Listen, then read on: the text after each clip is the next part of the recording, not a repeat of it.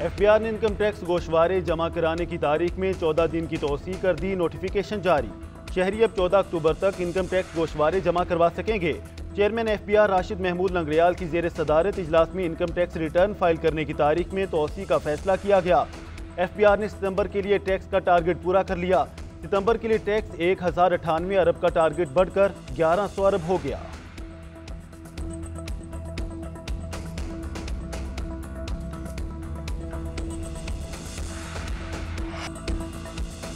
Justice Munib Akhtar ने article 63A से मुतालिक नजरसानी केस की समाअत को गैर कानूनी करार दे दिया। रजिस्ट्रार सुप्रीम कोर्ट के नाम दूसरा खत लिखा। 5 रुकनी बेंच को कैसे 4 रुकनी बेंच में बदला जा सकता है?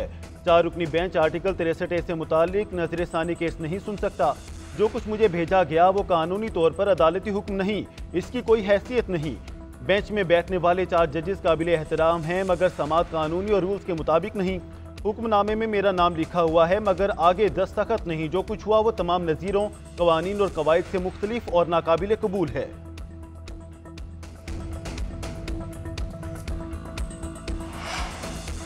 सुप्रीम कोर्ट में आर्टिकल 63A की तशरीह का case justice Munib Akhtar larger bench में शिरकत से माजरत कर चुके। रजिस्ट्रार के नाम खत में बेंच पर तहफ़्फ़ुज़ात का इजहार किया।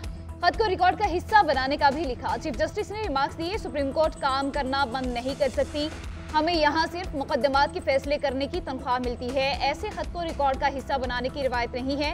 जस्टिस मुनीब की राय का एहतराम है, मगर मुनासिब होता वो बेंच में आकर अपनी राय देते। कानून का तकाजा है। नजरसानी अपील पर समाअत वही बेंच करेगा। जस्टिस मुनीब को राजी करने की कोशिश करेंगे, वरना बेंच की तश्कील न होगी।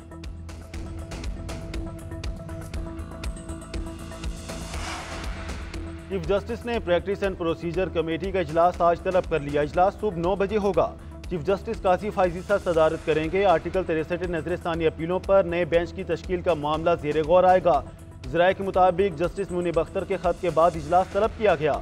जस्टिस मुनीब अख्तर की जानिब से बेंच में शामिल न होने पर रजामंदी जाहिर नहीं की गई। कमेटी इजलास में नए जज के नाम पर गौर करेगी।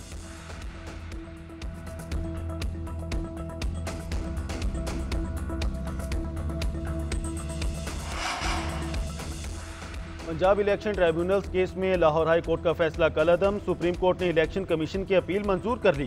फैसला 5-0 की अक्सरियत से सुनाया गया। किसी जज ने मुखालफत नहीं की। चीफ जस्टिस काजी फायजीसा फैसला पढ़कर सुनाया। फैसले के मुताबिक लाहौर हाई कोर्ट की सिंगल बेंच का फैसला बतौर अदालती नज़ीर भी पेश नहीं किया जा सकता। हाई कोर्ट जज ने चीफ इलेक्शन कमिश्नर और चीफ जस्टिस की मुलाकात ना होना मद्देनजर नहीं रखा। अगर मुलाकात ना होना मद्देनजर रखते तो ऐसा फैसला ना किया जाता। तनाज़ा जब आईनी इदारे से मुतालिक हो तो मुहतात रवैया अपनाना चाहिए। अपील में इस्तदा की गई थी कि ट्राइब्यूनल्स की तश्कील इलेक्शन कमीशन का इख्तियार है। हाई कोर्ट इलेक्शन कमीशन के इख्तियारात इस्तेमाल नहीं कर सकती।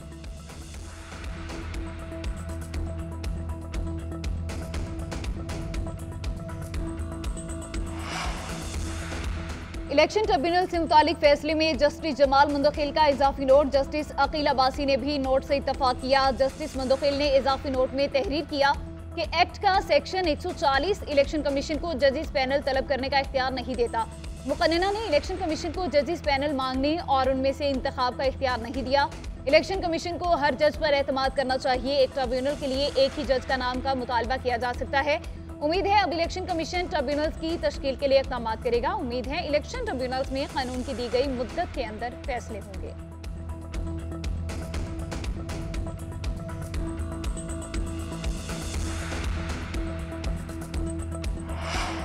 तोशाखाना 2 केस में बानी पीटीआई रहलिया बुशरा बीबी की जमानत खारिज। प्रोसिक्यूशन ने मौक़िफ़ इख्तियार किया कि एफआईए के पास बिलगारी सेट से मुतालिक तमाम रसीदें आ गई हैं। नोटरी पब्लिक की मदद से तमाम रसीदें इंग्लिश में तर्जुमा कराई हैं। इटली के वजारत खारजा पाकिस्तानी सिफारतखाने से भी तस्दीक कराई गई। साबिक वज़ीर आज़म रहलिया के खिलाफ नाकाबिले तरदीद सबूत हैं। वकील सफ़ाई ने मौक़िफ़ इख्तियार किया कि तोशाखाना 2 भी पहले केस की तरह है। एक जैसे इल्ज़ामात और एक जैसे गवाह हैं, दूसरा केस नहीं बन सकता। नैब तरामीम बहाली फैसले के बाद इस केस को खत्म होना चाहिए।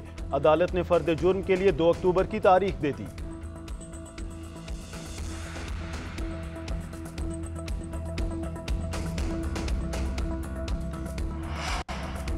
आइन बरकरार रहा तो जस्टिस मंसूर अली शाह अगले चीफ जस्टिस होंगे। फिर justice Munib Akhtar chief justice बनेंगे। चीफ जस्टिस काजी फायजीसा आज नया बेंच बना देंगे। आर्टिकल 63A का फैसला नजरसानी में रिवर्स हो जाएगा। फवाद चौधरी की program news edge with Fereeha Idrees में गुफ्तगू, बोले हुकूमत ने तय कर लिया है आईनो कानून पर अमल नहीं करना। एहतजाज का मकसद आईनी तरमीम को रोकना है। आईनी तरमीम का होना बड़ा मुश्किल होगा। जुमे के बाद इस्लामाबाद का दर्जा हरारत बढ़ेगा। 4 हफ्ते पहले बानी पीटीआई ने दर्जा हरारत कम करने की कोशिश की।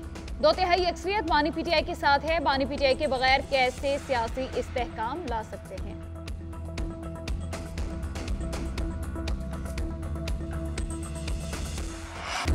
मुझ पर जुल्म करोगे तो क्या कोई पूछने वाला नहीं, कोई कानून से बालातर नहीं। गोलियां और तशद्दुद हमारा वक्त ज़ाया कर सकते हैं मगर मकसद तब्दील नहीं कर सकता।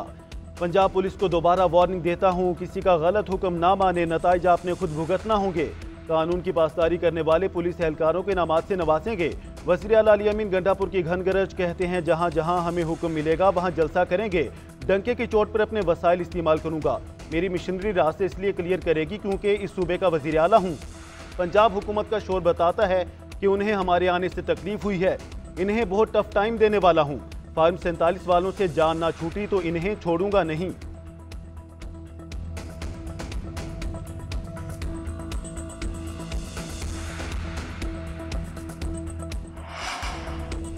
संजानी जलसे में रियासत मुखालिफ तकारीर पर हुकूमत एक्शन में आ गई। तहरीक इंसाफ के रहनुमाओं के खिलाफ बगावत का मुकदमा दर्ज करने का फैसला। ज़राए के मुताबिक हुकूमत ज़ाब्ता फौजदारी के सेक्शन 196 के तहत पीटीआई रहनुमाओं के खिलाफ मुकदमे के लिए दरख्वास्त जमा कराएगी।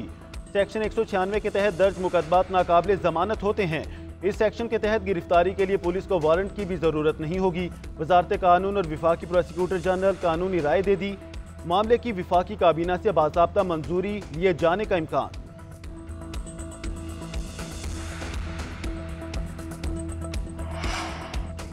सियासत में कोई किसी को दफन नहीं कर सकता, कोई हमें दफन नहीं कर सका, ना हम किसी को दफन कर सकते हैं। कोई भी खुद एहतसाबी के अमल से गुजरने के लिए तैयार नहीं।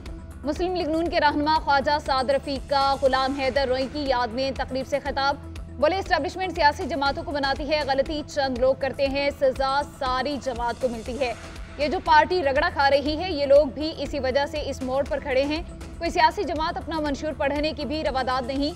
आइन को मानने वाले आज दस्तों गिरेबां हैं। अदलिया के जज मुतनाज़े हो गए। पाकिस्तान के खिलाफ बैरूनी साजिशों से बचना है तो हमें इकट्ठा होना होगा।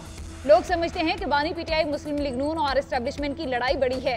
हकीकत यह है कि बलोचिस्तान का मसला सबसे अहम मसला है। मजीद बोले, मैं नवाज शरीफ की गुड बुक में नहीं था लेकिन वाई साहब का प्यार था।